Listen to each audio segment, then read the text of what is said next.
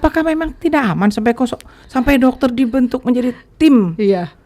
Apakah berbahaya Kota Cirebon? Nggak mungkin Kota Cirebon bisa menjadi layak anak kalau unit di bawahnya yang lebih kecilnya tidak layak anak gitu ya. Anak-anak ini diurus oleh pemerintah gitu, diurus. Tapi mohon maaf dok, kami belum merasa dok. Apakah itu menjadi indikator bahwa kota kita belum layak dok? Untuk tahun 2023 kemarin 36 kasus kekerasan yang kita dampingi.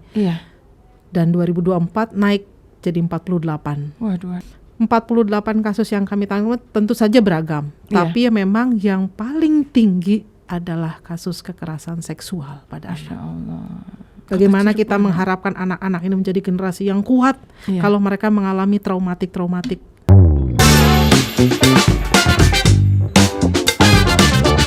Assalamualaikum warahmatullahi wabarakatuh. Sudah lama kita tidak jumpa dalam obrolan-obrolan yang sering kemarin kita agak berhenti karena puasa. Nah sekarang meskipun puasa sudah memasuki hari ke-14 ya kalau nggak salah. Nah kali ini saya membawa orang penting di kota Cirebon yang sangat cinta sekali kepada anak. Sejak tahun 2017 kebetulan beliau bertugas untuk membina anak-anak kota Cirebon. Siapakah dia nanti saya perkenalkan. Seperti yang kita tahu di kota Cirebon itu ada dinas yang agak rumit, agak sulit untuk mengingat singkatannya, DP3 PA2KB. Nah, saya aja itu agak susah untuk mengingat, apalagi mungkin para warga kota Cirebon belum tahu atau belum familiar dengan singkatan itu. Nah, kita akan mencari tahu tentang dinas tersebut kepada orang yang menjadi narasumber kali ini. Saya perkenalkan atau memperkenalkan diri langsung. Di sebelah kiri saya silahkan. Assalamualaikum, apa kabar? Waalaikumsalam, Dokter Tresna, terima kasih. Coba dok, barangkali ini teman saya ini, Dokter Dian. Sebenarnya bukan baru kenal sekarang, sudah lama banget kami berkawan karena kami sama-sama tenaga medis. Dan kebetulan beliau sejak tahun 2017 bertugas di dinas ini, dinas DP3K. Tuh, saya aja salah. DP3A DP3A P2KB. Sejak tahun 2017 beliau berdinas di DP3A 2KB. Mangga dok. Saya minta maaf nih dok, salah terus dalam singkatannya. Iya, nggak apa-apa dok. Mungkin memang belum familiar pada masyarakat dan itu fungsinya mungkin saya ada di sini saat ini untuk memperkenalkan lebih luas kepada masyarakat tentang dinas kami. Jadi dinas kami adalah Dinas Pemberdayaan Perempuan, Perlindungan Anak, Pengendalian Penduduk dan Keluarga Berencana Kota Cirebon yang disingkat, walaupun sudah disingkat tetap panjang, DP3A PPKB. Kebetulan keberadaannya ada di Kota Cirebon, tapi mungkin belum semua tahu di mana letaknya ya dok. Di mana tuh letaknya? Jadi DP3A PPKB ini kami berada di Jalan Sudarsono kantornya Jalan Sudarsono nomor 10 itu persis di seberangnya Poliklinik Rumah Sakit Gunung Jati. Berseberangan kami. Iya. Di sebelah kantor BKKBN. Sebelahnya dok. Iya. Nah itulah dok, jangankan mungkin orang masyarakat awam, saya aja salah-salah menyebutkannya gitu, menyebutkan dinas ini. Nah sekarang mudah-mudahan dengan siapa yang para pemirsa yang bisa menyaksikan acara ini bisa makin mengenal dinas ini. Dinas Pemberdayaan Perempuan, Perlindungan Anak dan Pengendalian Penduduk dan Keluarga Berencana. Dok, apa sih tugasnya? Coba. Baik dok, terkait dengan tugas DP3 PPKB ini kami memang menerima mandat untuk dua urusan. Jadi urusan wajib tapi bukan pelayanan langsung gitu. Yang pertama adalah urusan pemberdayaan perempuan dan perlindungan anak. Yang kedua adalah urusan pengendalian penduduk dan keluarga berencana. Jadi instansi vertikal di atas kami ada dua dok.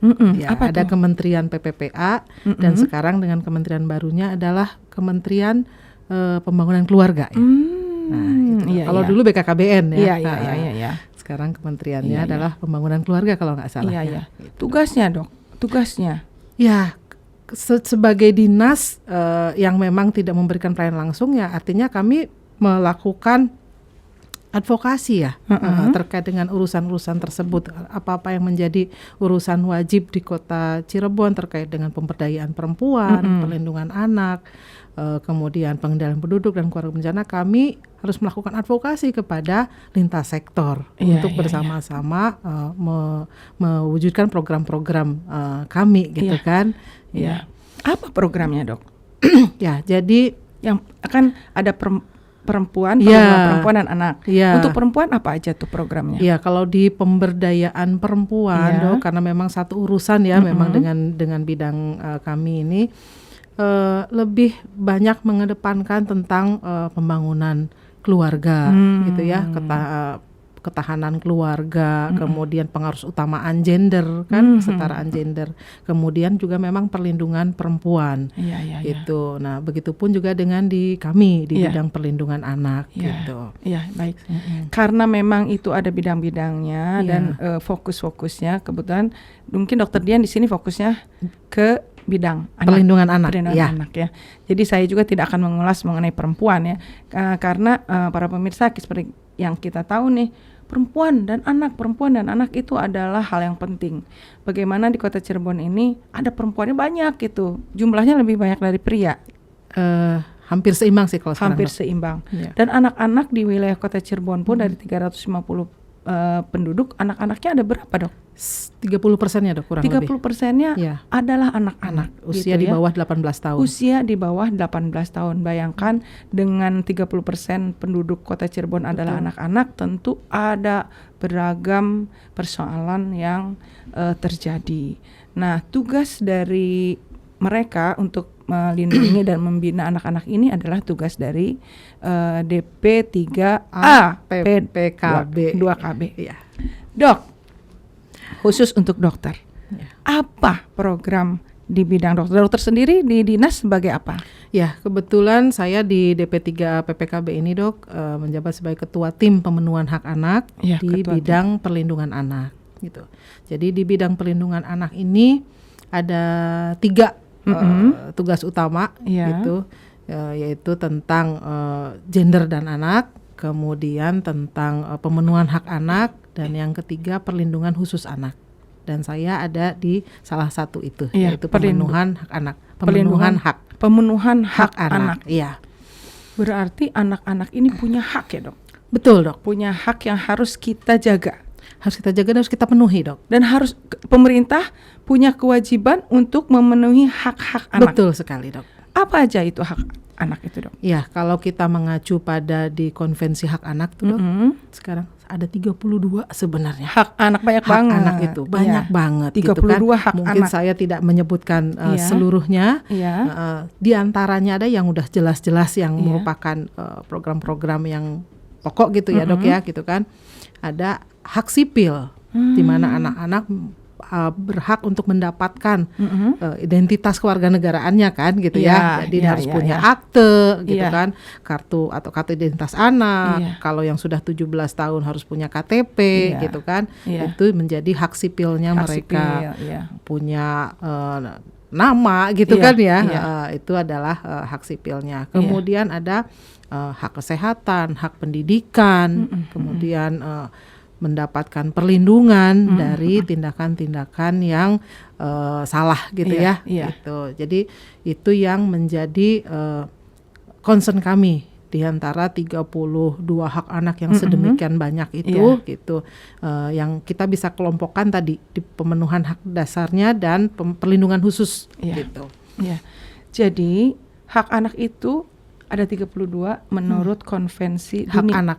Konvensi dunia tentang hak anak. Betul. Dan dicoba untuk dikawal, dibagi, difokus-fokuskan dan dikawal oleh dinas ini, khususnya sebagian oleh Dokter Dian. Betul. Ini saya belum perkenalkan Dokter Dian apa nih? Saya ngobrol jadi balik lagi. Nggak apa-apa. Kita lanjut dulu ya. Tentang hak anak. Dok, apakah Cirebon ini aman nggak buat anak? Ya, Soalnya kan perlindungan anak sih soalnya. betul. Apakah memang tidak aman sampai dokter dibentuk menjadi tim? Iya. Apakah berbahaya Kota Cirebon? Saya mungkin tidak perlu langsung menyebut Cirebon spesifik ya dok ya. Kita melihat Indonesia saja. Indonesia, Ya. siap.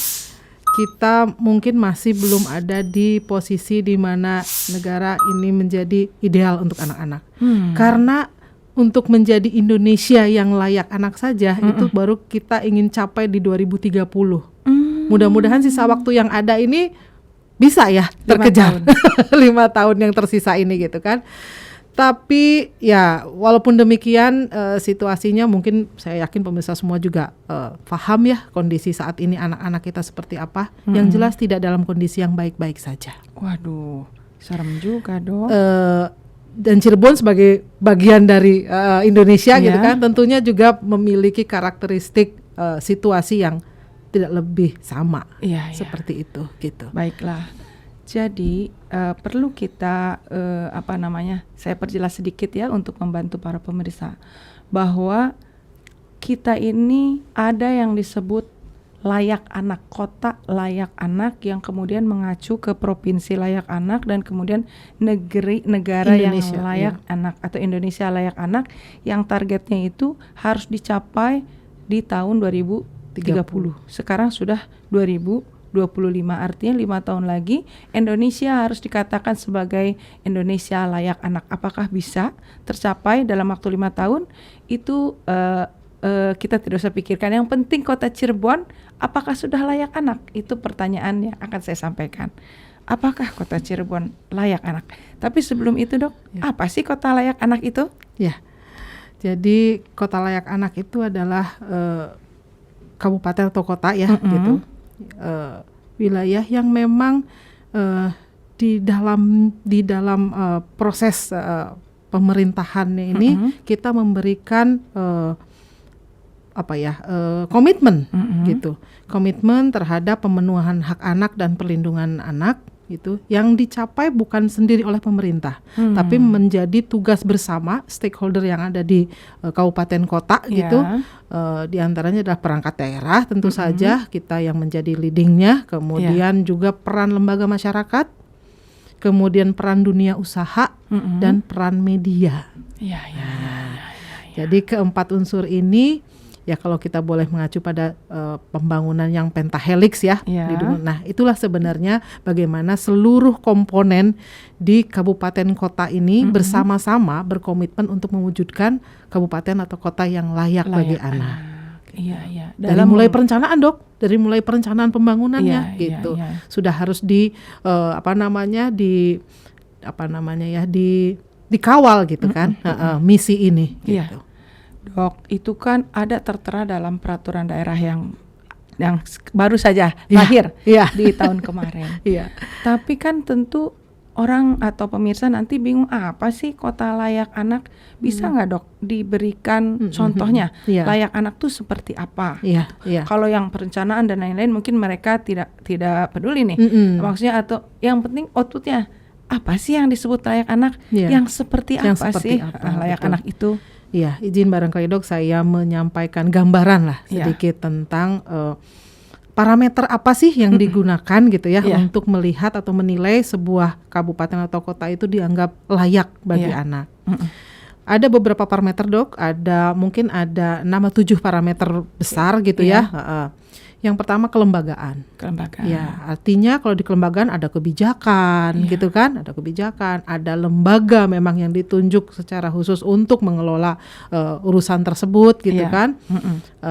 Kemudian juga berarti di sini adalah di DP 3 kota dok. Kota. Pemerintah kota. Kebijakannya adalah kebijakan kota yang kita tahu ada mulai ada perda, peraturan wali kota gitu kan. Nah kemudian ada lembaga yang kita punya gugus tugas kota layak anak yang alhamdulillah diketuai oleh Pak Sekda. Ada sekarang dok? Ada. Oke, poin itu sudah ada. Sudah ada. Perda juga sudah ada ya dok. Terima kasih Dr. Tresna nih sebagai Komisi 3 tahun 2024 kemarin ya dok, menghadiahi Kota Cirebon dengan Perda Perlindungan Anak nomor 6 dok tahun 2024. Gitu. Oke, kita kembali. Kemudian selanjutnya setelah kelembagaan itu ada klaster 1. Klaster 1 adalah hak sipil dan kebebasan. Di mana tadi hak-hak sipil anak terpenuhi, kemudian kebebasan dalam arti adalah bagaimana kota memberikan kesempatan kepada anak untuk memberikan berpartisipasi dalam perencanaan pembangunannya, mewadahi aspirasinya gitu kan. Makanya kenapa di dalam event musrenbang tingkat kota forum anak dihadirkan gitu sebagai representasi dari kota memberikan kesempatan mereka menyampaikan aspirasi dalam perencanaan pembangunan. Kemudian klaster yang itu klaster 1. Kemudian klaster 2 adalah lingkungan keluarga dan pengasuhan alternatif. Jadi bagaimana lingkungan keluarga itu dibentuk sedemikian rupa sehingga anak-anak kita gitu kan dipersiapkan menjadi anak-anak yang hebat lah gitu gitu. Makanya peran keluarga kalau di klaster 2 itu gitu. Kemudian di klaster 3 adalah kesehatan. Bagaimana pihak yang punya kewenangan itu gitu memberikan keberpihakan kepada anak. Nah, ada puskesmas ramah anak dalam hal ini, Dok. Nah, alhamdulillah untuk Kota Cirebon 22 puskesmasnya semuanya sudah puskesmas ramah anak. Ya, kemudian dari sisi gizi gitu kan dan ASI eksklusif dan sebagainya itu ada di klaster 3 tersebut. Untuk di klaster 4 adalah pendidikan. Kemudian pemanfaatan waktu luang dan kegiatan budaya. Nah, di klaster 4 ini tentu yang kita kenal gitu kan programnya ada sekolah ramah anak, ada madrasah ramah anak gitu kan, untuk menjamin bahwa anak-anak ini mendapatkan pendidikan di lingkungan yang aman dan nyaman gitu. Kemudian untuk pemanfaatan waktu luang, bagaimana anak-anak itu di sela-sela di luar jam belajarnya mereka bisa memanfaatkan waktu luangnya secara positif. Disitulah perlunya pusat-pusat kreativitas anak yang mewadahi tadi gitu kan anak-anak untuk mengasah potensi gitu kan, kemudian untuk tadi memanfaatkan waktu luang yang positif. Ada klub-klub olahraga, sanggar-sanggar seni, kemudian lembaga-lembaga lain juga yang ikut serta, misalnya rumah ibadah yang ramah anak dan sebagainya. Itu ada di klaster 4. Dan klaster 5 ini adalah perlindungan khusus. Kita berharapnya kalau dari klaster 1 sampai 4 itu kita bisa memenuhi hak itu dengan optimal, anak-anak ini tidak jatuh pada klaster perlindungan khusus. Karena klaster perlindungan khusus ini adalah memang anak-anak yang memang harus dibantu secara khusus, diberikan layanan gitu. Nah, itu yang yang menjadi target kita gitu kan. Jangan sampai sebenarnya di klaster perlindungan khusus ini kita bertambah gitu anak-anak yang berhadapan dengan hukum, anak-anak yang mengalami konflik hukum, anak-anak yang mengalami kekerasan, eksploitasi dan sebagainya, itu ada di perlindungan khusus, Dok. Dan terakhir memang dilihat juga apakah kecamatan dan kelurahannya juga layak anak atau enggak gitu. Jadi kalau nggak mungkin Kota Cirebon bisa menjadi layak anak kalau unit di bawahnya yang lebih kecilnya tidak layak anak gitu ya. Makanya kami mengintervensi juga untuk pembentukan RW layak anak, kelurahan layak anak, dan kecamatan layak anak gitu. Pemirsa, ternyata memang bagus banget gitu ya, saya mendengarnya bahwa menuju layak anak itu sudah dibagi-bagi tugas-tugasnya, mulai dari hak sipil. Hak sipil itu artinya identitas dirinya, kesehatan, pendidikan, pemanfaatan waktu, dan kemudian yang terakhir itu yang melindungi anak-anak ini dari hal-hal yang tidak diinginkan oleh kita semua. Nah, itu semua perlu kita ketahui loh, gitu, bahwa anak-anak ini diurus oleh pemerintah, gitu, diurus. Tapi, mohon maaf Dok, kami belum merasa, Dok. Mohon maaf ya Dok, kami belum merasa. Nah, kenapa gitu kok sampai kami belum merasa? Apakah itu menjadi indikator bahwa kota kita belum layak, Dok? Memang dengan berat hati harus saya sampaikan, Dok. Kota Cirebon memang masih ada di kategori gitu. Kalau kota layak anak itu dikategorisasi, Dok, itu masih ada di kategori pratama. Artinya yang masih di bawah, Dok. Gitu. Jangan pelan-pelan, Dok. Jadi masih di bawah. Masih di bawah posisinya, Dok, karena masih ada tahap-tahap yang lain sebenarnya gitu kan. Pratama, baru kemudian madya tingkatnya, kemudian nindya, baru utama dan baru kota kabupaten kota layak anak yang sesungguhnya. Waduh, Dok. Gitu. Jadi kita masih agak jauh nih, Dok. Masih tangganya yang harus dicapai gitu. Oleh sebab itu kami mohon dukungan dari semua unsur tadi, Dok, seluruh stakeholder yang ada di Kota Cirebon. Kalau kita mau bicara tentang perwujudan Kota Layak Anak Kota Cirebon, mari sama-sama kita lakukan tugas mulia ini gitu bersama-sama, karena saya berpikir begini, Dok, keluarga saja di tingkat unit di negara ini yang terkecil ya, Dok. Keluarga aja, rasa-rasanya semua keluarga kalau kita tanya, apakah bapak mencari nafkah untuk siapa? Untuk anak. Ibunya harus repot segala macam katanya demi anak. Ya. Artinya kalau kita tarik lagi ke atas, negara juga harusnya sama, Dok. Gitu. Segala-galanya untuk anak gitu. Karena membuat membangun sebuah lingkungan untuk anak itu sesungguhnya kita sedang mempersiapkan peradaban untuk mereka 10-20 tahun yang akan datang mungkin. Gitu. Jadi kalau kita tidak punya komitmen untuk itu, jangan salahkan kalau 10-20 tahun yang akan datang anak-anak kita tidak menjadi sosok-sosok yang kita harapkan saat ini. Iya. Pemirsa, itu saya merinding mendengar apa yang kata Dr. Dian itu. Bayangkan, anak-anak yang sekarang itu yang akan menjadi manusia-manusia yang terbaik di kemudian hari. Tidak harus puluhan tahun, tadi dokter bilang 10-20 tahun. Tapi 5 tahun lagi aja. Betul. Itu akan menjadi apa? Itu dibentuknya sekarang. Gitu sekarang. Jadi tugas yang terkecil adalah, unit yang terkecil adalah keluarga. Berarti tugas yang pertama mungkin orang tua ya, Dok? Orang tua. Nah, orang tua dulu, ibu, ayah. Itu ideal. Ada ibu, ada ayah. Tapi kadang-kadang kan ada yang tidak ideal, Dok. Ada yang tidak memiliki ibu atau tidak memiliki ayah atau tidak memiliki keduanya. Itu adalah salah satu persoalan juga untuk kehidupan anak di kemudian hari. Dan itu menjadi tanggung jawab pemerintah, Dok.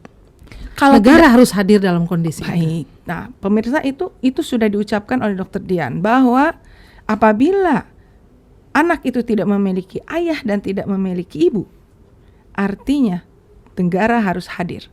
Dan itu adalah tanggung jawab dari negara yang diwakili oleh dinas yang ada di Kota Cirebon ini. Saya akan meringkas kembali.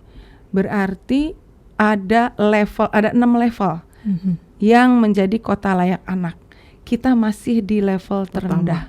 Itu sudah ada keterangannya belum bahwa Cirebon level Pratama? Itu sudah kan ada dilakukan evaluasi secara berkala, Dok, oleh kementerian. Nah, posisi kita itu saat ini kita kan terakhir mengikuti evaluasi Kota Layak Anak itu 2024 ya, Dok. Nah, hasilnya nanti akan diumumkan di 2025. Jadi 1 tahun. Dalam 1 tahun itu kita dievaluasi dan melalui tools ya, instrumen khusus gitu. Kita alhamdulillah sih mendapatkan informasi ya bahwa tahun ini hasil penilaian 2024 ini kita akan dilakukan verifikasi lapangan.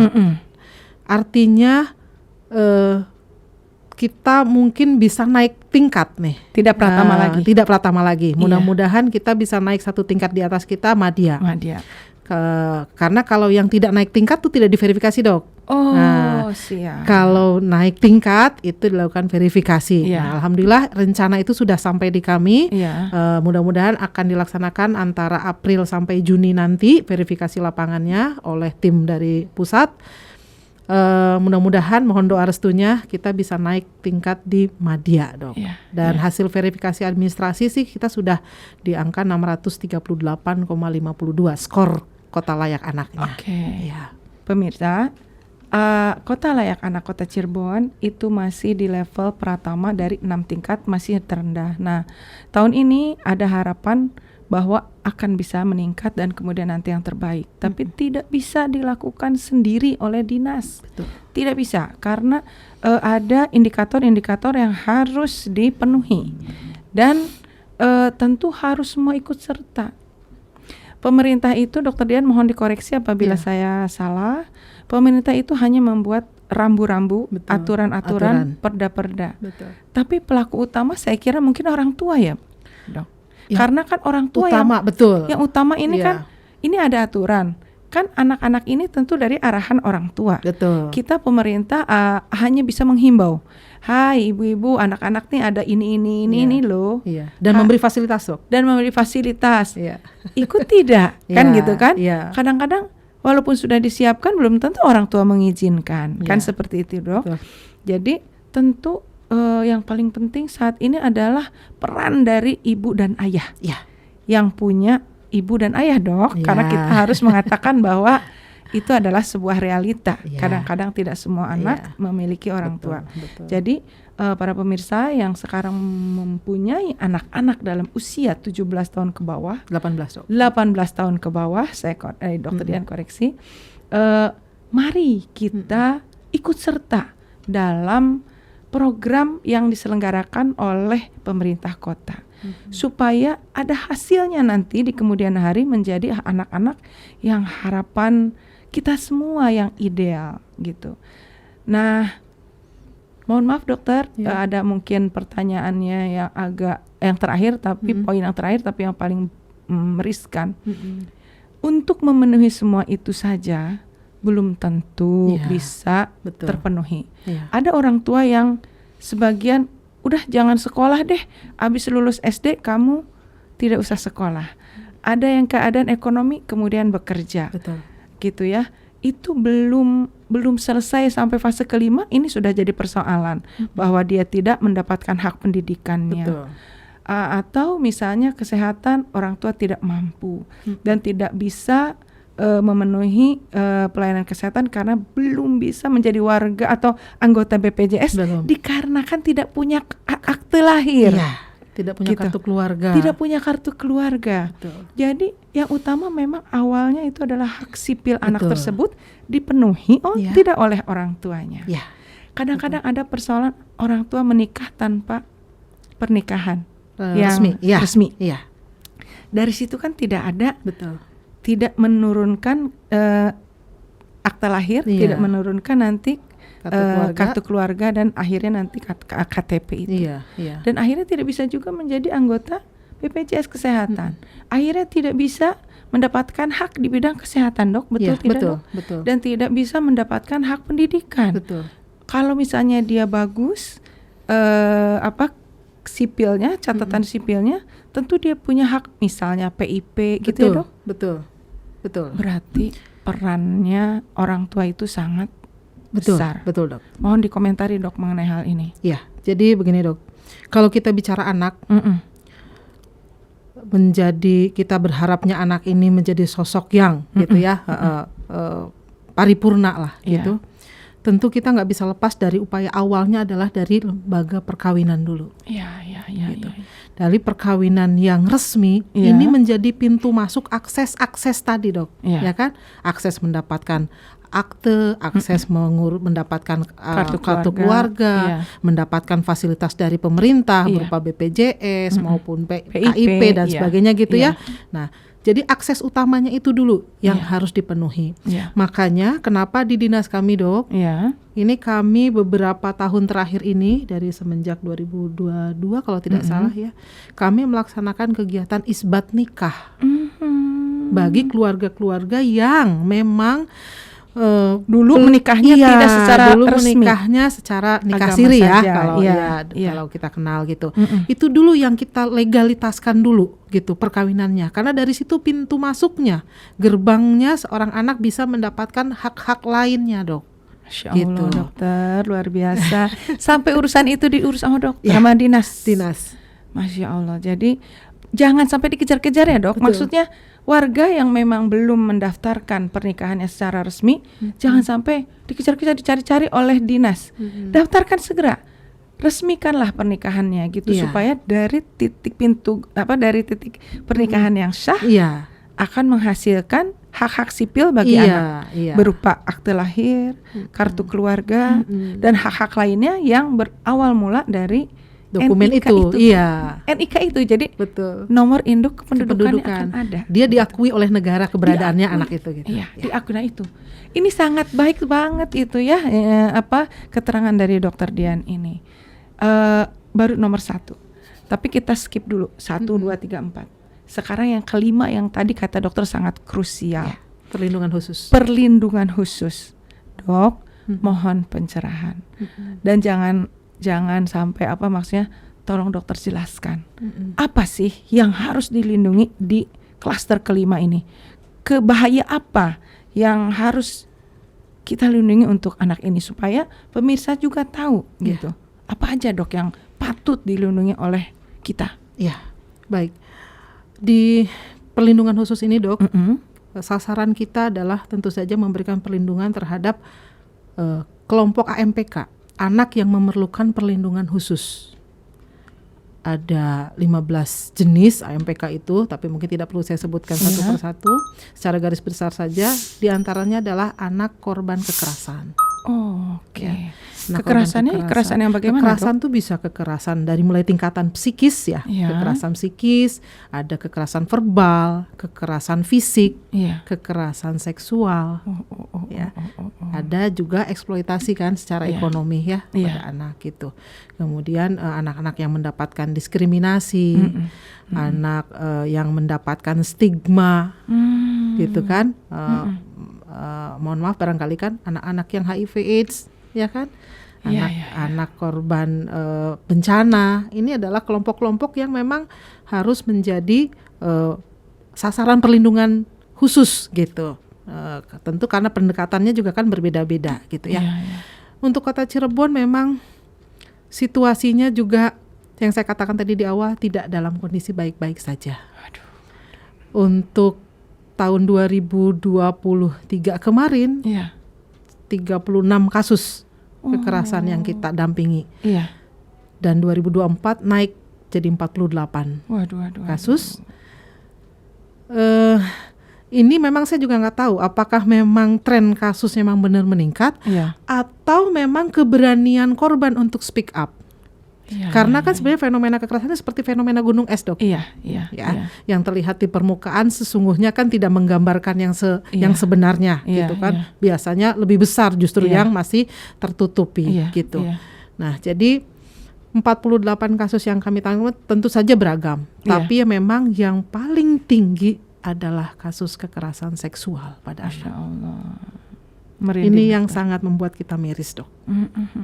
Bagaimana kita mengharapkan anak-anak ini menjadi generasi yang kuat kalau mereka mengalami traumatik seperti ini. Kalau ada kasus 48 kasus kekerasan yang terlaporkan itu fenomena gunung es, itu berarti kalau dalam 1 tahun itu ada 12 48 rata-rata bagi bulan 12 berarti sebulan bisa ada kejadian dok. Atau seminggu sekali dok. Seminggu sekali hitungannya karena dalam 1 tahun itu 54 minggu. Kasus ada 48. Hampir 1 kali seminggu terjadi kekerasan pada anak di Kota Cirebon. Dapat Anda bayangkan betapa menyedihkannya dan betapa memprihatinkannya. Mohon diperhatikan oleh para pemirsa ya, bahwa kalau dikatakan kata Dokter Dian bahwa Kota Cirebon tidak dalam kategori baik-baik saja, ya mohon itu bantuan dari para orang tua. Betul. Padahal itu yang terlaporkan saja. Dok. Yang terlaporkan seperti fenomena gunung es itu. Karena masih banyak yang tidak mau melapor. Betul. Karena mungkin malu, takut, terintimidasi dan lain sebagainya. Jadi dari data saja dok. Ini kalau kita mengacu pada datanya dari kementerian ya pusat, diperkirakan hanya 1/5 dok, 19,8% korban yang mau melapor. Masya Allah. Artinya kalau tadi 48 itu baru 1/5-nya. Kemungkinan adalah 4/5-nya ya memang belum melapor. Dengan segala macam penyebab. Apakah dia banyak hal ya. Malu. Nah biasanya dok, mohon maaf dok, agak mengorek sedikit. Dari kekerasan itu oleh siapa mereka dapat kekerasannya? Khusus untuk kasus-kasus kekerasan pada anak ini, Dok, sebenarnya yang paling banyak didominasi pelakunya adalah orang terdekat. Masya Allah. Bisa orang tua, tetangga, guru, artinya memang pihak-pihak yang setiap saat berinteraksi dengan mereka. Oke. Menyedihkan ya, dokter. Ya. Itu nyata ya, Dok? Nyata. Itu nyata. Jadi harus bagaimana, Dok? Orang tua itu, Dok? Ya, tampaknya memang perlu effort yang luar biasa ya. Kerja keras mungkin orang tua untuk saat ini untuk bisa memberikan perlindungan untuk anak-anaknya gitu. Seperti yang tadi saya sampaikan, karena pelakunya ini adalah orang terdekat, maka perlu gitu bahwa pengasuhan atau perlindungan anak ini tidak hanya menjadi ranah domestik. Bukan hanya kewajiban orang tuanya saja, tapi kalau bisa sudah menjadi ranah publik. Artinya dilakukan pengasuhan secara komunal oleh masyarakat. Itu kenapa makanya dibutuhkan juga RW-nya layak anak. Artinya yang bisa mengawasi anak-anak di lingkungan terdekatnya itu juga paling tidak sistem perlindungannya sudah harus berjalan. Gitu. Jadi jangan lagi ini orang tua jangan lagi merasa bahwa kalau anaknya melakukan sesuatu yang berpotensi gitu kan, masalah, orang lain tidak boleh ikut campur. Selama ini kan seperti itu, Dok. Ya. Anaknya, mohon maaf barangkali yang punya anak remaja terlihat mungkin sedang berdua-duaan gitu kan. Kita kan kadang-kadang segan untuk menegur gitu kan, mengingatkan mengingatkan karena nanti dianggapnya ikut campur urusan keluarga tersebut. Padahal seharusnya untuk saat ini gitu, dengan adanya undang-undang perlindungan anak itu kewajiban semua orang. Urusan perlindungan anak menjadi kewajiban komunal, menjadi kewajiban publik. Siapapun harusnya memiliki atensi gitu terhadap risiko-risiko yang membahayakan anak-anak tadi. Itu, Dok, sebenarnya. Siap, Dok. Dengan potensi yang banyak begitu bahaya ya, Dok ya. Apakah ada informasi untuk masyarakat kalau ada aduan, kemana tempatnya, Dok, untuk mengadu? Baik, alhamdulillah di Kota Cirebon, Dok, khususnya dinas kami sudah berusaha membuka akses kepada masyarakat terkait dengan tadi mungkin permintaan pelaporan gitu atau permintaan konsultasi lah gitu sebelum terjadi kasus gitu. Barangkali orang tua merasa saya butuh konsultasi nih, bagaimana saya pengasuhan terhadap anaknya gitu kan, hal-hal yang mungkin ingin dikonsultasikan atas kondisi putra putrinya gitu kan, itu boleh mengakses ke nomor akses kami. Boleh dicatat. Saya sebutkan ya, Dok, langsung. Tolong nanti dicatat ya. Nama layanannya adalah kontak perasaan. Kontak perasaan. Siap. Konsultasi keluarga pengaduan kekerasan pada perempuan dan anak. Waduh, singkatan lagi. Singkatannya kontak perasaan. Itu diakses di nomor 081 71 222 71. Siap, dicatat ya. Jadi itu adalah layanan aduan masyarakat kalau ingin berkonsultasi atau bagaimana, atau silakan menyampaikan aduan kasus boleh, Dok, dan lain sebagainya, sampai kontak saja di nomor tersebut. Satu lagi, Dok, pertanyaan. Satu lagi tadi sudah mau terakhir, sekarang satu lagi. Saking seru, Dok. Saking serunya, Dok. Kadang-kadang orang tua ingin mengadu, tapi mohon maaf, Dok, malu, Dok. Apakah dinas menjamin bahwa itu tidak terbuka? Itu menjadi kode etik yang kami pegang, Dok. Oh, itu kode etik. Jadi artinya orang tua tidak perlu khawatir untuk melaporkan. Betul. Karena itu akan dijaga sekali kerahasiaannya. Akan dijaga rahasianya. Bahkan kalau kami memberikan laporan saja kepada instansi lain, itu tidak boleh mencantumkan nama. Gitu. Baik. Jadi kami patuhi kode etik itu, kami berikan perlindungan kepada korban gitu, sehingga korban tidak akan tadi menghindari hal-hal yang apakah nanti dia akan mendapatkan diskriminasi atau stigma gitu. Jadi tidak usah khawatir. Dok, tapi Tapi hal yang terjadi dalam realita bahwa kadang-kadang berita itu muncul di media. Itu sumbernya dari mana, Dok? Kalau memang dinas menutup, menjaga sebagai kode etik, tapi kok media masih ada membicarakan itu, sehingga akhirnya keluarga jadi malu gitu. Itu dari mana tuh, Dok, cerita bocornya? Jadi memang kami juga dalam hal ini menjadi PR kami untuk bisa juga menyamakan persepsi dengan teman-teman media. Salah satu contohnya barangkali kasus yang di SMA 7 ya, Dok. Itu kami sesungguhnya menyayangkan pada saat penayangan berita tersebut menyebut wajahnya tidak di blur tidak di ini. Kemudian shootnya kan langsung dari depan. Nah, ini yang tampaknya teman-teman, saya yakin kawan-kawan media juga ini terkait dengan pemberitaan anak, ini sebaiknya memang kita mengacu pada kode etik tadi gitu, untuk tidak mempublish secara terbuka gitu, apalagi korban ya, Dok, gitu. Jadi mudah-mudahan memang mungkin itu konsumsi media yang sangat baik, tapi kami juga perlu gitu, anak-anak juga perlu dilindungi, sehingga menghindari dampak negatif dari pemberitaan tersebut. Gitu. Baiklah, itu menjadi artinya itu menjadi PR bahwa media pun harus menjaga. Yang akan saya tekankan di sini bahwa para orang tua didengar sendiri bahwa kode etik melarang untuk terbuka. Jadi jangan khawatir, ada nomor layanannya.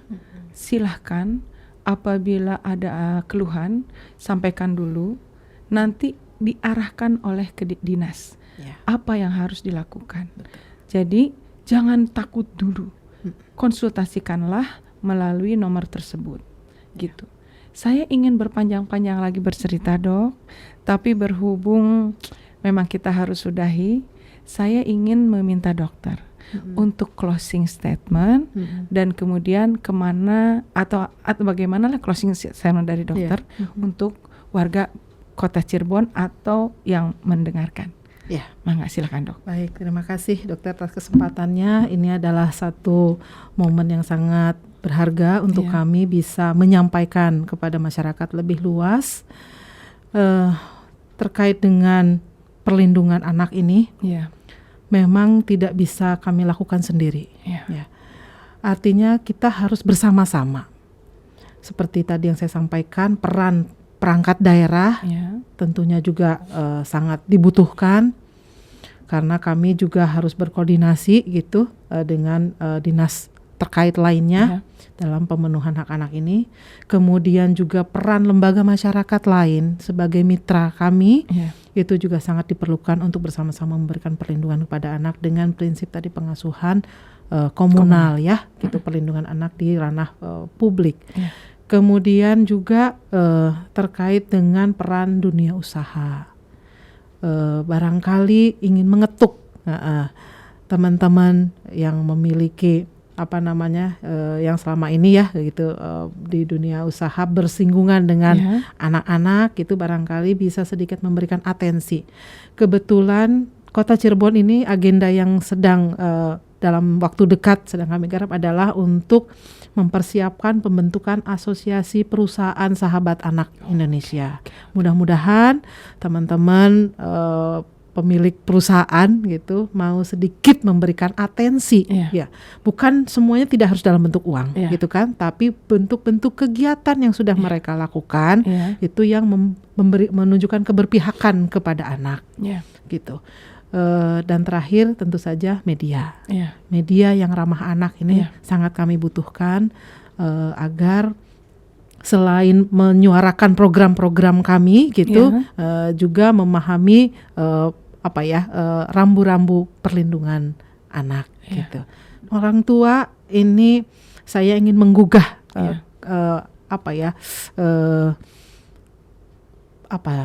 perhatiannya gitu, bahwa kita itu tidak dalam situasi yang aman, Dok. Kita tahu bersama bahwa ancaman untuk anak-anak ini dari segala penjuru. Apalagi saat ini mungkin dunia digital Iya. ya, itu kan tidak lepas lagi dengan kehidupan anak-anak. Iya. Ini mohon pengawasan orang tua, karena banyak juga ternyata ini kan seperti dua sisi mata pisau ya. Iya. Era digital saat ini. Yang positif mungkin bisa gitu kan, meningkatkan kemampuan anak-anak, mendapatkan pengetahuan yang lebih luas, akses informasi lebih banyak.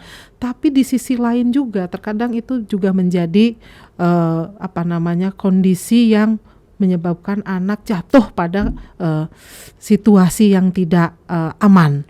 Banyak kasus-kasus cyberbullying yang terjadi gitu kan, dari dunia digital. Untuk itu pengawasannya sangat penting gitu untuk anak-anak, jangan dilepaskan begitu saja, bagaimanapun mereka tetap butuh bimbingan orang tua. Siap. Pemirsa, saya harus menyudahi obrolan kita. Kalau diteruskan itu tidak akan selesai sampai sore barangkali ya. Sangat menarik dan itu menjadi concern saya, concern Dr. Dian dan concern kita semua. Mohon diperhatikan, mohon didengarkan apa yang semua tadi yang Dr. Dian sampaikan kepada para orang tua semua. Tidak bisa berpanjang-panjang. Dinas Pemberdayaan Perempuan ini ada Instagram. Mungkin semua bisa mulai memfollow Instagram tersebut untuk mempermudah komunikasi, dan nomor yang tadi sudah tersampaikan harap dicatat karena sangat penting. Tidak bisa berpanjang lebar, closingnya sudah cukup panjang dari Dr. Dian. Terima kasih atas kehadirannya, Dok. Sama-sama, Dr. Tresna, dengan senang hati. Iya, Dok. Terima kasih ya, Dok. Mohon izin harus saya selesaikan pembicaraan kita. Terima kasih atas perhatiannya pemirsa. Mudah-mudahan video ini ditonton dari awal sampai akhir karena semuanya penting. Kita akan menjadi warga negara yang baik dan menjaga anak-anak kita dan mewujudkan kota Cirebon yang layak anak. Kita pamit dulu. Wassalamualaikum warahmatullahi wabarakatuh.